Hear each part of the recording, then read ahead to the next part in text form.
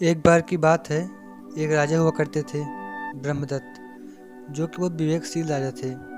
वह सत्य असत्य, उचित अनुचित का सदा ध्यान रखते थे।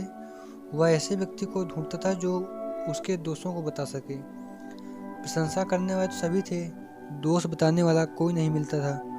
अंतपुरा, राज दरबार, नगर नगर के बाहर सभी जगह लोग राजा के गुणों का बखान करते थे, पर उसके अवगुण बताने वाला कोई नहीं था। राजा ने सोचा कि जनपद में कोई ऐसा व्यक्ति नहीं मिला जो उसके दोष बता सके। अतः वेश बदलकर वह पूरे जनपद में घूमा, पर वहाँ भी उसे अपना गुण ही सुनने को मिला, दोष नहीं। फिर वह घूमता हुआ हिमालय प्रदेश पहुँचा। घने जंगलों और दुर्गम पर्वतों को पार करता हुआ वह सुरम हिमालय प्रदेश में स्थित बोधिसत्व के आश्रम में जा पहुँचा। उसने उन्हें श्रद्धापूर्वक प्रणाम किया। बोधिसत्व ने राजा का कुशल क्षेम पूछा। फिर आश्रम में राजा एक ओर चुपचाप बैठ गया। बोधिसत्व जंगल से पके गोदे लाकर खाते थे। वे गोदे शक्तिवर्धक और शक्कर के समान मीठे थे। उन्होंने राजा को संबोधित कर कहा, महापुण्य, ये गोदे खाकर पानी पियो। राजा ने गोदे खाए और पानी पिया। उसे गोदे बड़े मधुर और स्वादिष्ट लगे।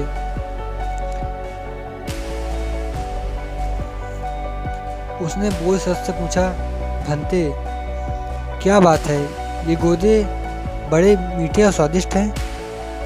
महापुण्य, राजा निश्चय धर्म बोधिसत्व कहते हैं कि महापुण्य, राजा निश्चय ही धर्मानुसार और न्यायपूर्वक राज करता है। उसी से इतने मीठे हैं। राजा के अधार्मिक और अन्यायी होने पर तेल, मधु, शक्कर आदि जल के फल फूल सभी कड़वे और स्वादहीन हो जाते हैं। केवल यही नहीं, सारा राष्ट्र ओजरहीन हो जाता है, दूषित हो जाता है। राजा के धार्मिक और न्यायप्रिय होने पर सभी वस्तुएं मधुर और शक्तिवर्धक होती हैं और सारा राष्ट्र शक्तिशाली तथा ओजस्वी बना रहता है। भंते, ऐसा होता होगा? यह कहकर राजा ने अपना परिचय दिए बिना बोधिसत्व को प्रणाम कर अपनी राजधानी लौट आया।